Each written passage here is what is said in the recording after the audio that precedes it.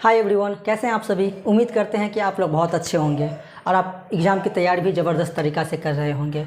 आज की इस वीडियो में हम 22 नंबर से क्वेश्चन को पढ़ने वाले हैं। इससे पहले की वीडियो में हम 21 तक बता दिए थे, आप लोगों ने वह वीडियो देखा ही होगा। तो चलिए फिर शुरू करते हैं। और चैप्टर था हमारा वृत्तों से संबंधित क्षेत्रफल, 12वां नंबर चैप्टर था हमारा। और बिना देरी करते हुए शुरू करते हैं और देखते हैं कि आपका 22 नंबर क्वेश्चन क्या है। 22 में कह रहा है कि यदि एक तार को वर्ग के रूप में मोड़ा जाए। एक तार है, ठीक है, उसको वर्ग के रूप में अगर हम मोड़ दिए, मान लीजिए इस तार को हम क्या किए, वर्ग बना दिए। तार को क्या किए, वर्ग बना दिए। तो फिर कह रहा है तो वर्ग का क्षेत्रफल 81 सेंटीमीटर स्क्वायर हो जाता है। वर्ग का क्षेत्रफल क्या हो जाता है, 81 सेंटीमीटर स्क्वायर हो जाता है। फिर आगे कहा है इसी में कि वे यदि इसी तार को अर्धवृत्ताकार रूप में मोड़ा जाए तो अर्धवृत्त का क्षेत्रफल क्या होगा। अगर इसी तार को क्या किया जाए, अर्धवृत्ताकार के रूप में मोड़ दिया जाए, अर्धवृत्त बना दे, तो इसका क्षेत्रफल हमें ज्ञात करना है। क्या ज्ञात करना है, इसका क्षेत्रफल। आइए देखते हैं कैसे इसे सॉल्व करते हैं हम। सबसे पहले क्षेत्रफल दिया है तो वर्ग का क्षेत्रफल दे दिया है अगर, तो उसी का सबसे पहले क्या करेंगे, हम फॉर्मूला लगा करके हमें भुजा की लंबाई पता करेंगे। यहाँ से देखिए कैसे, वर्ग का क्षेत्रफल दे दिया है 81 सेंटीमीटर स्क्वायर। वर्ग का क्षेत्रफल होता क्या है, तो होता है भुजा स्क्वायर होता है, ठीक, और दे दिया है 81 सेंटीमीटर स्क्वायर। तो अब यहाँ से हम लिख सकते हैं कि भुजा बराबर वर्ग जब साइड चेंज करता है तो क्या बनता है, वर्गमूल बनता है। तो यहाँ से लिख सकते हैं हम कि भुजा बराबर 81 की संख्या का वर्गमूल होता है तो 9 का वर्गमूल होता है। तो 9 सेंटीमीटर हम क्या निकाल लिए, इस वर्ग की भुजा निकाल लिए 9 सेंटीमीटर।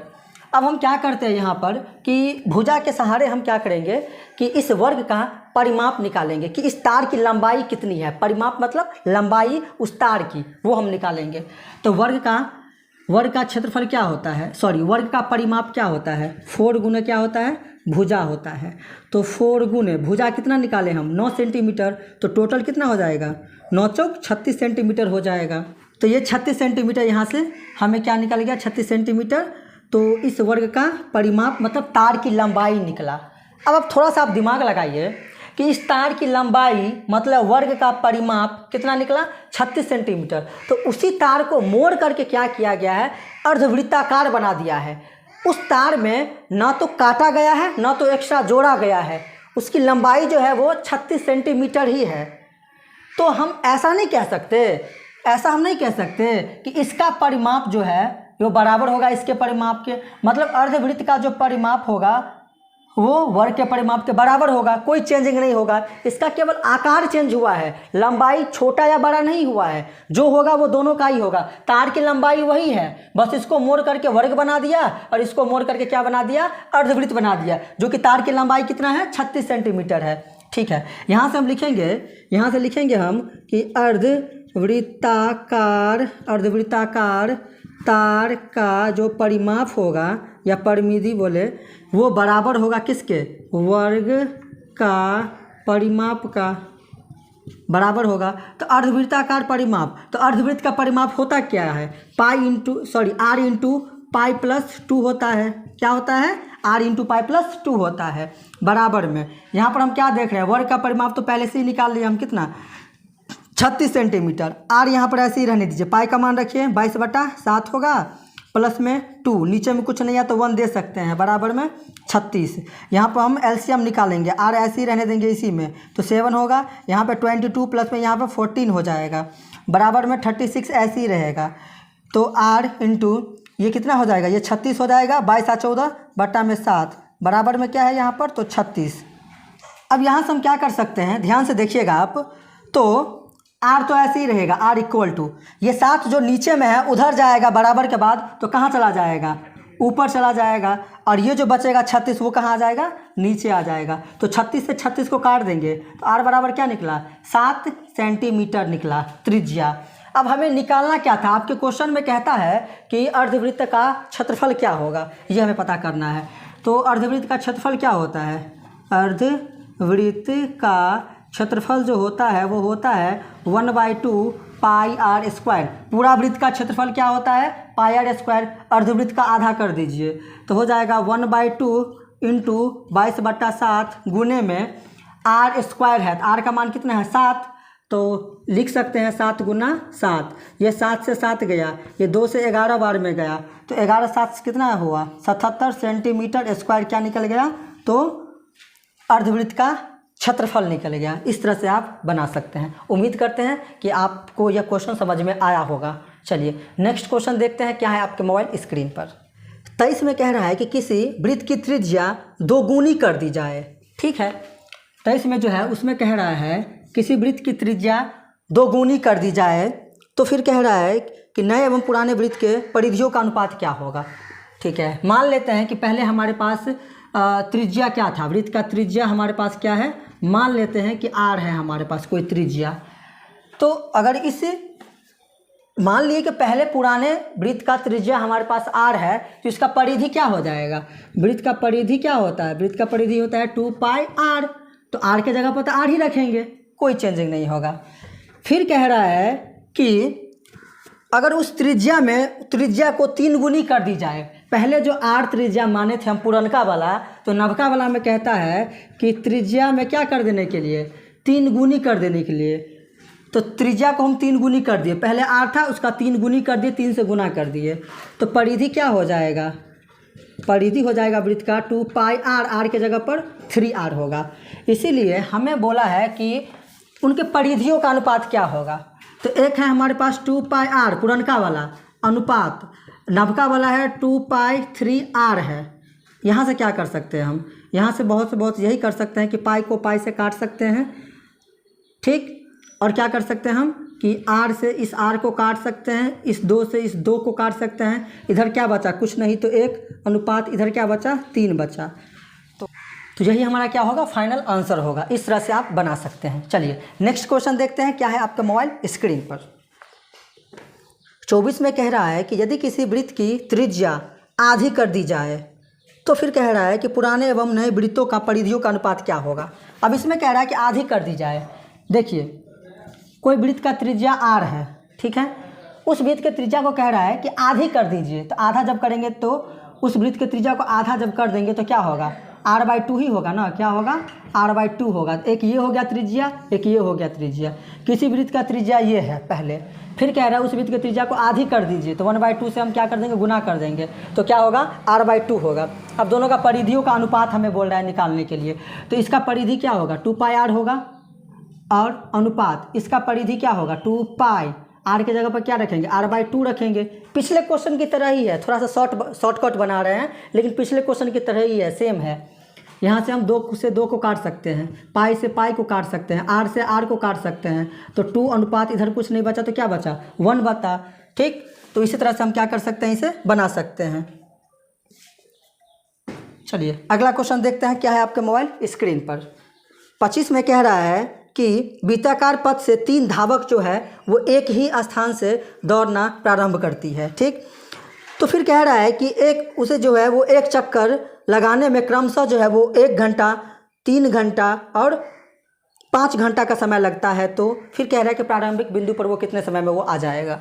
ठीक है, बहुत ईजी सवाल है। इस तरह से अगर आपको देख क्वेश्चन तो कैसे बनाना है, आपको डायरेक्ट क्या करना है, जो भी घंटा दिया रहेगा उसे क्या करना है कि एलसीएम निकाल लेना है। क्या निकाल लेना है, एलसीएम निकाल लेना है। 3 धावक है, दौड़ना वो प्रारंभ करता है, मान लीजिए कि इस तरह से दौड़ने वाला पथ है, उसका रास्ता है, इस बिंदु से दौड़ना प्रारंभ करता है, तो एगो का लगता है 1 घंटा, एगो का लगता है 3 घंटा, एगो का लगता है 5 घंटा। तो फिर ये कह रहा है कि दौड़ते दौड़ते दौड़ते दौड़ते ये तीनों प्रारंभिक बिंदु पर जहाँ से ये दौड़ना स्टार्ट किया था वहाँ पर वो कितने घंटे में कितने समय में वो आ जाएगा, ये आपसे पूछा है। तो सिंपल सा लॉजिक का सिंपल सा ट्रिक है कि अगर इस तरह से आपसे पूछे कि 3 धावक, 2 धावक, 5 धावक, 10 धावक, तो आपको क्या करना है, जो भी दिया रहेगा जितने घंटे समय लगता है उसको क्या करना है, तो एलसीएम निकाल देना है। तो इसका एलसीएम क्या होगा, इसका एलसीएम क्या होगा 1/3 गुने 5, तो कितना होगा 15 होगा इसका एलसीएम। तो उसको समय कितना लगता है, तो 15 घंटा इसको क्या कर लगता है, समय लगता है इसको वहाँ तक प्रारंभिक बिंदु तक पहुँचने में। इस तरह से आप बना सकते हैं। चलिए नेक्स्ट क्वेश्चन देखते हैं क्या है आपके मोबाइल स्क्रीन पर। 26 में जो क्वेश्चन है वो सेम इसी तरह से है, इसी पैटर्न पे है, आपको फिर से वही काम करना है। फिर से कह रहा है कि वृत्ताकार पथ से 3 धावक जो है वो एक ही स्थान से दौड़ना प्रारंभ करती है, तो एक चक्कर लगाने में क्रमशः उसे कितना कितना घंटा लगता है, 3 घंटा लगता है, 4 घंटा लगता है, और फिर उसे जो है वो 8 घंटा का समय लगता है। कितना कितना, 3 घंटा, 4 घंटा और 8 घंटा का उसे समय लगता है।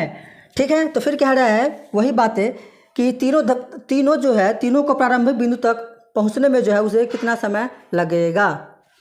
तो कैसे बनाएंगे इसको, फिर से वही चीज़ करना है, हमें इसका एलसीएम निकाल लेना है। 2 से लगा दीजिए, 3 2 4, 2 से लगाइए 3 1 2, 2 दूना 4, 4 तिया 12, 12 दूना 24, तो 24 जो है वो घंटा उसको क्या लगता है, तो समय लगता है। इस तरह से आप क्या कर सकते हैं, तो ऐसे ऐसे सवालों को बहुत ही आसान तरीक़ा से, ट्रिक से, टेक्निक से आप बना सकते हैं। चलिए 27 नंबर क्वेश्चन आपके मोबाइल स्क्रीन पर दिख रहा है। कह रहा है किसी वृत्त की परिधि और क्षेत्रफल बराबर हो। क्या क्या बोला है, परिधि और क्षेत्रफल बराबर हो। तो फिर क्या करना है हमें, तो वृत्त का व्यास क्या होगा, डी हमें निकालना है। किसी वृत्त का परिधि क्या होता है, 2πr।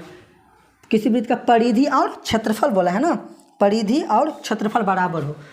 क्षेत्रफल क्या होता है, πr² होता है। ठीक, पाई से पाई को काट दीजिए, एक आर से एक आर गया, फिर भी एक आर बचा, तो 2 = r। आर का मान क्या निकला, 2 निकला। अब इसी के सहारे हम क्या करेंगे, व्यास निकाल लेंगे, क्योंकि व्यास का फॉर्मूला होता है, व्यास का फॉर्मूला क्या होता है, 2 × r। व्यास जो है वो त्रिज्या का 2 गुना होता है, तो r तो हमें चाहिए था, तो हम पहले r निकाल लिए। अब d बराबर क्या होता है, व्यास बराबर क्या होता है, 2 गुना त्रिज्या, 2 गुना त्रिज्या, तो d बराबर हो जाएगा 2 गुना त्रिज्या कितना निकला है, 2 निकला है। ठीक, तो d बराबर क्या हो जाएगा, 2 दूना 4 हो जाएगा, तो व्यास कितना निकल गया आपका, 4 निकल गया। कितना आसान था।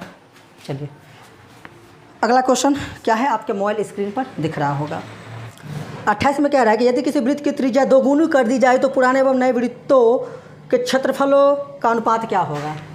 ठीक है, कह रहा है कि मान लीजिए कि पहले त्रिज्या हमारे पास क्या है, r है, तो अनुपात किसका पूछा है वो पहले देखिए आप, क्षेत्रफलों का अनुपात पूछा है ना, तो इस त्रिज्या से पहले आप क्षेत्रफल निकालिए। तो वृत्त का क्षेत्रफल क्या होता है, वृत्त का क्षेत्रफल होता है πr², r की जगह पर r ही यूज होगा। ठीक, अब क्या हमें करना है, फिर बोल रहा है कि वो जो त्रिज्या था आपका पुराना वाला, उसमें उसको 2 गुना कर दीजिए। ठीक, तो उसको हम 2 गुना कर दिए। ठीक है, 2 गुना कर दिए, तब इसका क्षेत्रफल क्या हो जाएगा वृत्त का, तब इसका क्षेत्रफल क्या हो जाएगा, वृत्त का क्षेत्रफल हो जाएगा वृत्त का क्षेत्रफल क्या हो जाएगा, पाई, और r के जगह पर क्या रखेंगे, 2r रखेंगे, 2r²। ठीक, तो हो जाएगा पाई, 2r² का मतलब 4r² हो जाएगा। इसको हम क्या कर दिए, स्क्वायर कर दिए। ठीक है, तो अब हमें कह रहा है कि पहले वृत्त का त्रिज्या r था, उसका क्षेत्रफल हम निकाल लिए। फिर कह रहा है अब उस त्रिज्या में आप 2 से गुना कर दीजिए। 2 से गुना कर दिए तो ये नया त्रिज्या हमारा बन गया। फिर उसका क्षेत्रफल हम निकालें। अब कह रहा है उनके अनुपात क्या होगा, क्षेत्रफलों का अनुपात क्या होगा। इसीलिए पुरानका क्षेत्रफल क्या है हमारे पास, πr² अनुपात, नवका क्षेत्रफल क्या है, पाई, ऐसे लिख सकते हैं हम इसको, 4πr², 4πr² लिख सकते हैं। पाई से पाई को अगर मैं काट दूँ, ये r² से r² कट गया, इधर क्या बचा, कुछ नहीं तो 1, अनुपात इधर क्या बचा 1, तो 1/4 इज़ द करेक्ट आंसर। इस तरह से आप बना सकते हैं। चलिए नेक्स्ट क्वेश्चन देखते हैं क्या है आपके मोबाइल स्क्रीन पर। 29 में जो क्वेश्चन है वो है कि एक घड़ी के मिनट वाली सुई द्वारा 60 मिनट में बनाया गया कोण होता है। ठीक है, एक चीज़ आपको पता होगा कि घड़ी की सुई जो है वो अपने पथ पर जो घूमती है वो कैसे घूमती है, एक वृत्ताकार आकार में घूमती है। कोई इस तरह से मान लीजिए कि घड़ी है, घड़ी कैसा भी हो उससे मतलब नहीं है, अगर वर्ग के आकार का भी घड़ी है ना, तो उसका सुई जो है वो कैसे घूमता है, तो वृत्ताकार पथ पे ही घूमता है, वो वृत्ताकार पथ पे ही घूमता है। तो कह रहा है कि मिनट का जो सुई है, मान लीजिए कि ये मिनट का सुई है, वो कितना डिग्री का कोण बनाएगा यहाँ पर, 1 घंटा में, 60 मिनट में। तो मान लीजिए कि अगर ये यहाँ से घूमना शुरू करती है ऐसे ऐसे ऐसे ऐसे ऐसे ऐसे करके, अगर यहाँ तक अगर ये आ जाता है तो हम कहेंगे कि 180 डिग्री का कोण बनाता है। लेकिन ये मिनट वाला स्विच है, ये पूरे यहाँ से शुरू करके यहाँ से 1 घंटा में अगर यहाँ पर वो अगर आता है तो कितना डिग्री का कोण बनाएगा? तो याद रखिएगा कि वृत्त का केंद्र पर, वृत्त का जो केंद्र का कोण होता है वो 360 डिग्री का होता है। कितना? 360 डिग्री का कोण बनाएगा वो पूरे। अगर एक बार में चक्कर लगाता है तो, अगर आधा लगाएगा तो कहिएगा आप 180 डिग्री का, मतलब अर्धवृत्त का कोण 180 डिग्री का होता है, वृत्त के का कोण जो है वो 360 डिग्री का होता है। तो अगर एक सुई कोई सा भी अगर पूरा चक्कर लगाता है तो वो 360 डिग्री का कोण बनाएगा। चलिए नेक्स्ट क्वेश्चन देखते हैं क्या है आपके मोबाइल स्क्रीन पर। 30 में कहता है कि यदि एक वृत्त की क्षेत्रफल क्रमशः 3 और 4 सेंटीमीटर त्रिज्याओं वाले वृत्त के क्षेत्रफल के योग के बराबर हो तो वृत्त की त्रिज्या क्या होगी? देखिए दो वृत्त का त्रिज्या दे दिया है आपको, फिर कह रहा है कि उस दोनों वृत्त के क्षेत्रफल का योग से एक और वृत्त का त्रिज्या हमें ज्ञात करना है। बात समझे? देखिए कैसे बनाएंगे। सबसे पहले वृत्त का त्रिज्या दे दिया है, एक वृत्त का त्रिज्या दे दिया है आपको कितना? तो एक वृत्त का त्रिज्या जो है वो 3 सेंटीमीटर है। तो यहाँ से हम क्या करेंगे, पहले उसका क्षेत्रफल निकालेंगे। किसका? वृत्त का। तो पाई और आर के जगह पर क्या रखेंगे? वृत्त का क्षेत्रफल होता क्या है? पाई आर स्क्वायर। तो पाई आर के जगह पर 3 रखेंगे तो उसका स्क्वायर। ठीक, इसको स्क्वायर करेंगे तो कितना हो जाएगा? 9 पाई हो जाएगा। रहने दीजिए इसको ऐसे, सेंटीमीटर स्क्वायर।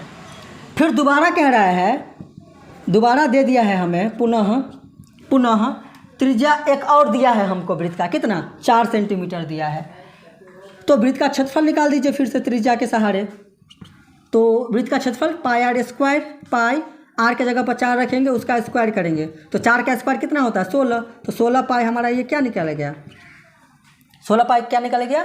हमारा दूसरे वृत्त का क्षेत्रफल। अब कह रहा है कि इन दोनों को योग से एक और त्रिज्या आप निकालिए। इसीलिए इन दोनों क्षेत्रफलों के योग से एक और त्रिज्या निकालिए आप, तीसरे त्रिभुज का त्रिज्या निकालिए। कैसे निकलेगा? तो तीसरा त्रिभुज का भी जो फॉर्मूला होगा वो क्या होगा? पाई आर स्क्वायर ही होगा। क्या होगा? वृत्त आ जाए, क्षेत्रफल तो वही होगा, चेंज थोड़ी ना होगा। अब वो किसके बराबर है? तो इन दोनों क्षेत्रफल के योग के बराबर है। तो 9 गो पाई, क्वेश्चन में दिया है कि दोनों वृत्त की त्रिज्याओं का क्षेत्रफलों का योग से त्रिज्या निकालने के लिए, तो इन दोनों का योग कर दीजिए। 16 9 कितना हो जाएगा? 25 हो जाएगा, पाई हो जाएगा। यहाँ से मैं अगर पाई से पाई को काट दूँ, अगर पाई से पाई को काट दूँ तो बचेगा क्या? आर स्क्वायर बराबर 25 बचेगा। आर बराबर वर्ग जब साइड चेंज करेगा तो क्या बनेगा? वर्गमूल बनेगा। तो आर बराबर 25 जो है वो किस संख्या का वर्गमूल है? तो 5 का वर्गमूल है। तो हम त्रिज्या क्या निकाल दिए? 5 सेंटीमीटर निकल गया, जो कि ऑप्शन नंबर किस में है? सी में है। किस में? सी में। इस तरह से आप बना सकते हैं। दो वृत्त का त्रिज्या दिया था, वहाँ से क्षेत्रफल निकाले, दोनों को जोड़े, तीसरा निकल गया आराम से।